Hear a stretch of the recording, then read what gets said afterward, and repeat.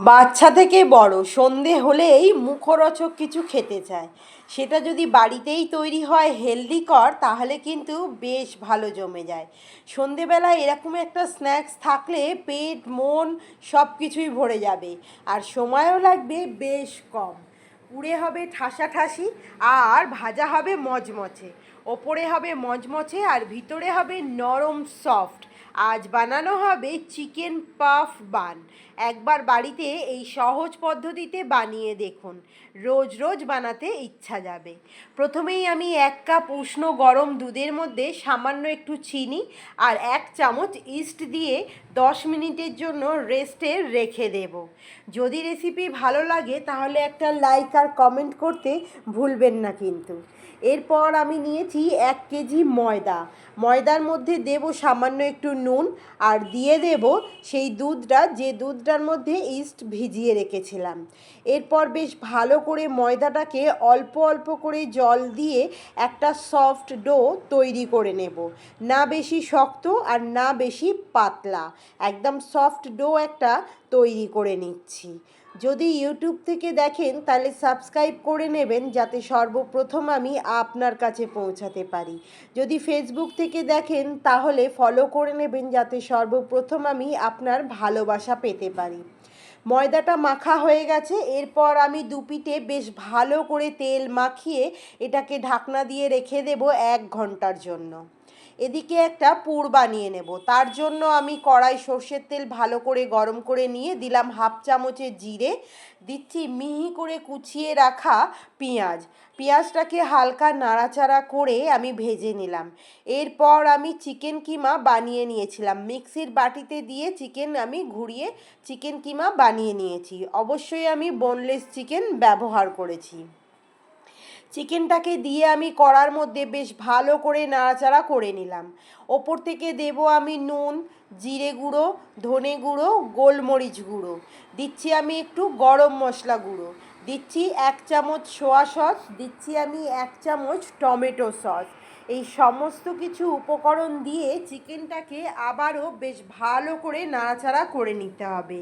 একদম ঝুড়ি ঝুড়ি ঝুড়ি ঝুড়ি যাতে হয়ে যায়, ঠিক সেইভাবেই নাড়াচাড়া করে নিতে হবে। এই সময় আমি হাই ফ্লেমে নাড়াচাড়া করছি চিকেনটাকে।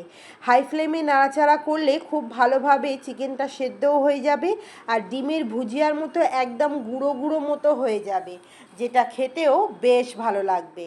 চিকেনটা আমাদের রেডি হয়ে গেছে। এরপর আমি দিয়ে দেব কুচনো ধনেপাতা।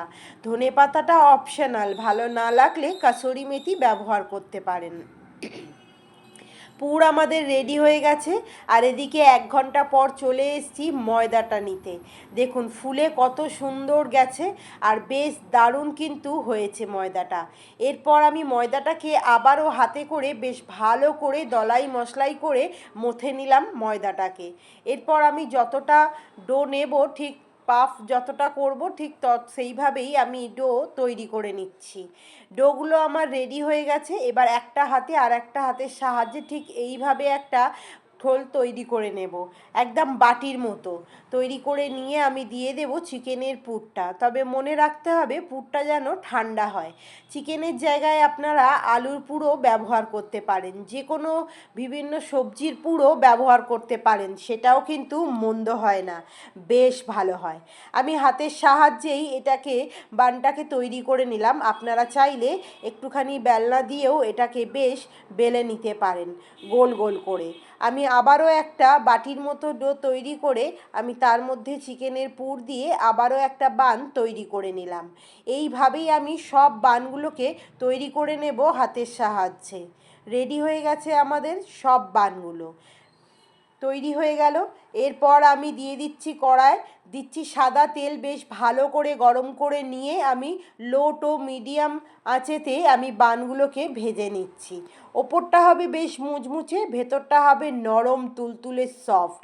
বাচ্চা বুড়ো সবাইয়ের কিন্তু পছন্দ হবে ভীষণ। গরম তেলে উল্টে পাল্টে লালচে করে ভেজে নিতে হবে। এতক্ষণ আমার সঙ্গে থাকার জন্য সকল বন্ধুদেরকে অনেক অনেক ভালোবাসা। তো ভাজা হয়ে গেছে বানগুলো। আমি ঠিক এইভাবেই সমস্ত বানগুলোকে ভেজে তুলে নেব। কেমন লাগছে জানাতে কিন্তু ভুলবেন না। সমস্ত বানগুলো ভাজা হয়ে গেছে। এই বানগুলো খাওয়ার জন্য টমেটো সস হলেই চলবে, না হলেও চলবে, এমনি শুধুও বেশ ভালো লাগে।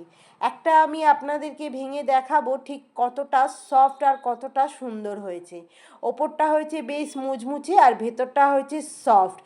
তৈরি হয়ে গেল আজ আমাদের চিকেন পাফ বান।